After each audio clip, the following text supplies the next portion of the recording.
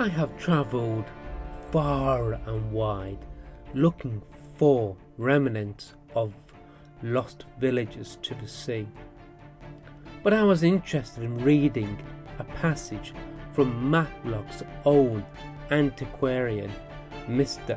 John Simpson. He wrote an article on the legendary lost town or village of Leash Fen, which is located near Baslow in Derbyshire. This village or town was supposedly destroyed by an earthquake. The Derbyshire antiquarian addressed his research concerning the legendary lost town or village. He wrote, "About halfway between Curbar and Brampton, to the right of the turnpike leading from Baslow to Sheffield. There on the moor is a very flat piece of ground, nearly a mile square. This whole area is known for its boggy nature, so much so that it is dangerous to cross or, at times, to approach. Here, before the Roman invasion, says the legend, stood a town or village, the inhabitants of which lived, according to Diodorus Siculas, in small cots of huts built of wood and covered with rushes or reeds. These dwellings, with their inhabitants, were swallowed up by one of those convulsions of nature so destructive at times to the inhabitants of mankind."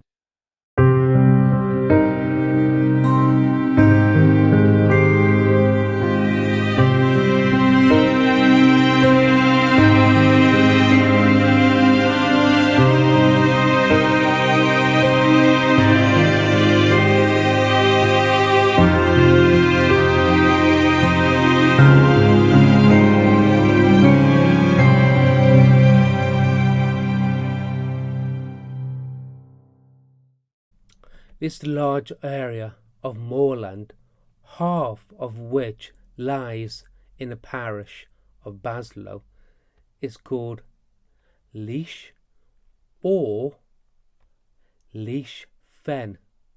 The name in Anglo-Saxon terms means stream or bog.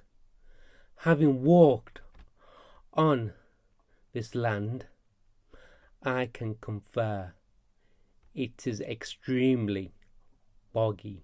Some years ago, the Duke of Rutland ordered a trench or deep ditch to be cut through it with a view to draining it.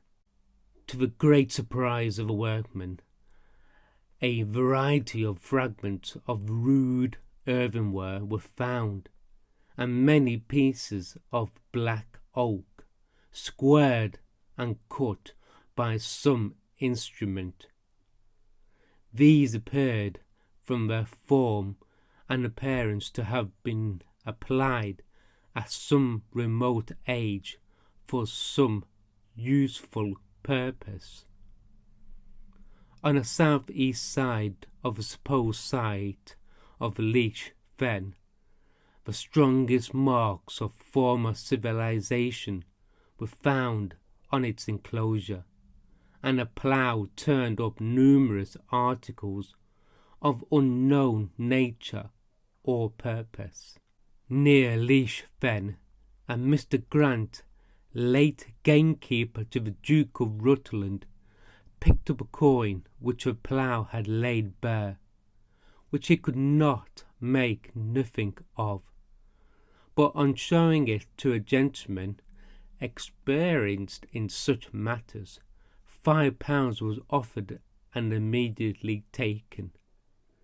There was an old saying which ran as follows: "When Chesterfield was heath and broom, Leach Fen was a market town. Now Leach Fen is all heath and broom, and Chesterfield a market town."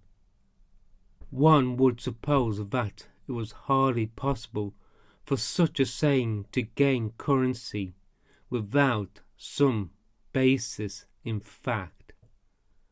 I read another legend about the village or town sinking beneath the fen.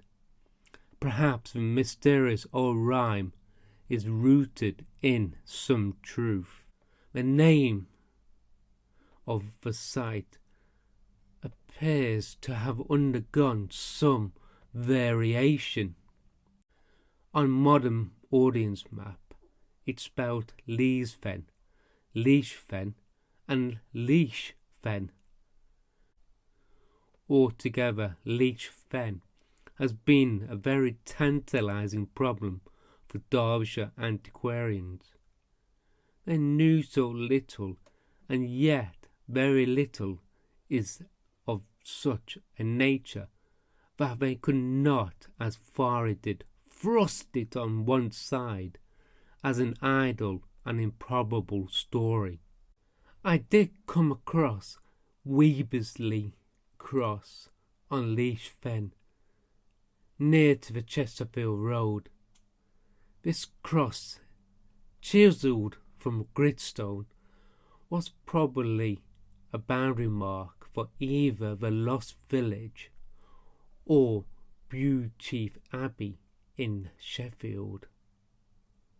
Unfortunately, nobody knows the answer to this, as the cross had been moved in the early 19th century and placed in this location.